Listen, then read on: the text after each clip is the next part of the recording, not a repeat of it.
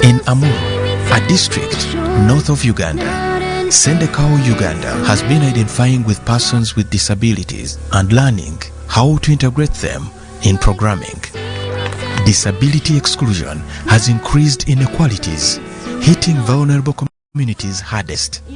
Girls and children are most afflicted without any care of their human rights. This is real suffering. You don't understand it. You can't even feel it. You don't know what it takes to care for someone like this for 18 years day and night. And my husband is also lame in one arm. This life is not easy. Negative cultural practices and myths that link disability to bad omen have only made the situation worse. Women face a high risk of living in extreme poverty, disease, and rejection. It all starts when a woman produces a disabled child. Then the husband will neglect the whole family for good. Gender-based violence and inequalities and ownership issues over land are also a major issue in this part of Uganda. Climatic changes like severe droughts and reduced water levels are combining to increase vulnerability of these agriculture-dependent communities. Also, Pabo, as our target sub-county, is struggling with a major problem of poor roads. People with disabilities find it hard to access social services and opportunities. In fact, my parish is so far away. It is so remote area, sincerely. The road is totally badly, especially the community road. So the lives become difficult for the people. In order to improve people's livelihoods and mainstream disability, Send a Cow has been learning through capacity building of vulnerable communities.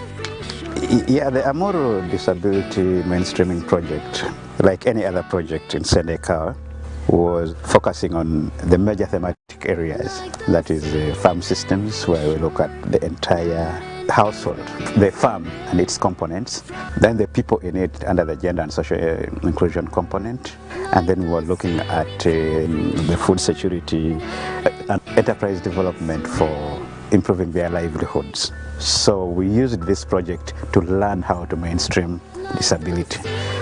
After trainings and sensitizations by Send a Cow and with established village savings and loans associations, VSLS, plus visioning exercise, people's lives are changing.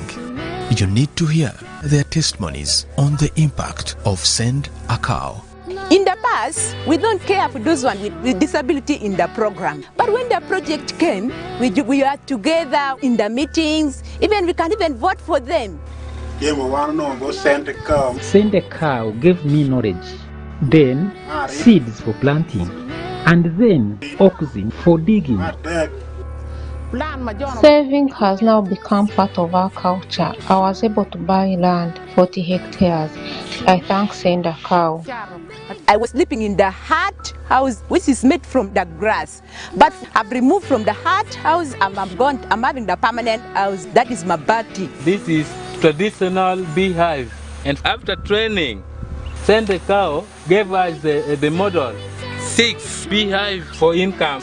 And when honey is ready, I want to buy more, about 100. So that is my plan.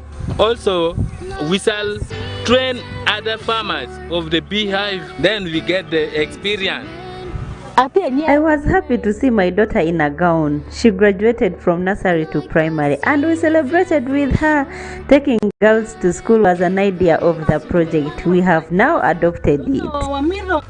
In order to improve food security, the project provided starter seed.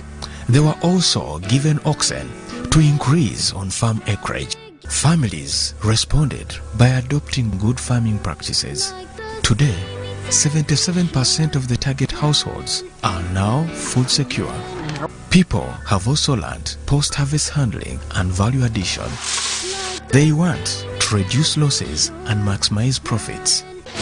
It wasn't all that common before the project came in. Now, they are a big force in the market chain. All this training we got it from the Send a Cow. So this time we have money in our village To diversify and sustain household nutrition, the project provided seeds for backyard gardens and fruit orchards. This was in addition to the local varieties that people had. Now, 99% of the households know nutrition, both in theory and practice. They also know much about the food they eat, how it is grown and prepared, and the care of the soil that sustains them. It was their best way to heal from malnutrition without going to hospitals. Sanitation and hygiene was also a core practice. Structures like rubbish pits are in place to keep homes home. And 85% are now at ease to speak in public, while 91% feel a sense of belonging. It was a 2.5-year learning project.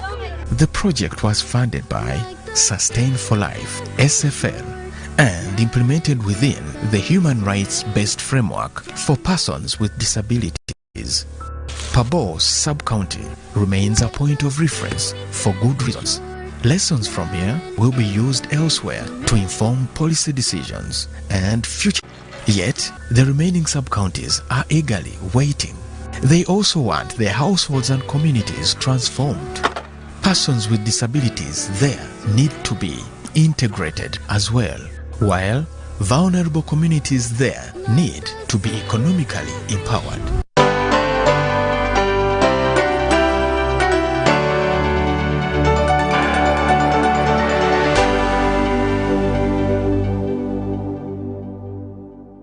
Echa COVID-19 kijja kuggwa only